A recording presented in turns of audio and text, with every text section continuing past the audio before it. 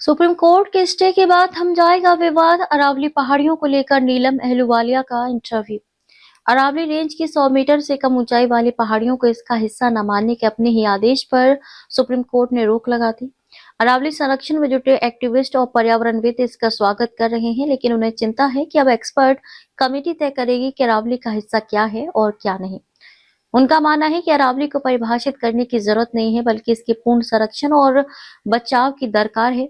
पूनम गौड़ ने अरावली पर्वतमाला से जुड़े पूरे विवाद पर पीपल फॉर अरावली की फाउंडर मेंबर और अरावली विरासत जन अभियान के सदस्य नीलम अहलूवालिया से बातचीत की। सुप्रीम कोर्ट ने अरावली की नई परिभाषा पर रोक लगा दी है। आपकी इस पर क्या राय है? फैसले का हम स्वागत करते हैं, लेकिन अब एक्सपर्ट कमेटियां तय करेंगी कि अरावली का हिस्सा क्या है और क्या नहीं। अरावली को परिभाषित करने की जरूरत नहीं है, उसके पूर्ण संरक्षण और बचाव की जरूरत है, क्योंकि ये पहले ही खनन और रियल एस्टेट की वजह से बहुत बर्बाद हो चुकी है। अरावली रेंज की 100 मीटर से कम ऊंचाई वाली पहाड़ियों को इसका हिस्सा न मानने के अपने ही आदेश पर सुप्रीम कोर्ट ने रोक लगा दी।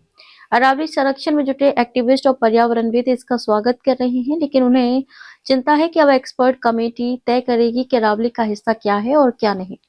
उनका मानना है कि अरावली को परिभाषित करने की जरूरत नहीं है, बल्कि इसके पूर्ण संरक्षण और बचाव की दरकार है।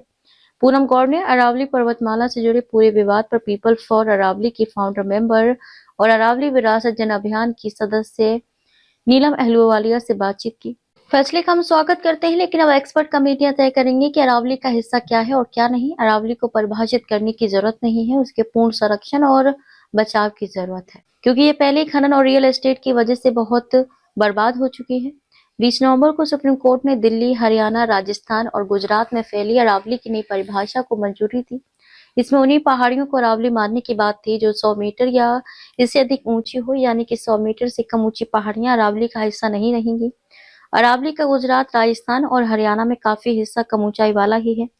नई परिभाषा से ये क्षेत्र कानूनी संरक्षण के दायरे में नहीं आता। हरियाणा का फॉरेस्ट कवर देश में सबसे कम है, ये सिर्फ 3.6% है। नई परिभाषा से ये और अधिक सिमट सकता है। राज्य में ज्यादातर जंगल अरावली की कम ऊंचाई वाली पहाड़ियों के आसपास ही हैं। ये पहाड़ियां 100 मीटर से ऊंची नहीं है। नई परिभाषा से अरावली में माइनिंग और रियल एस्टेट कंपनी की पहुंच आसान हो जाएगी। राजस्थान और गुजरात में भी अरावली के कई इलाके खनन आदि के लिए खुल जाएंगे।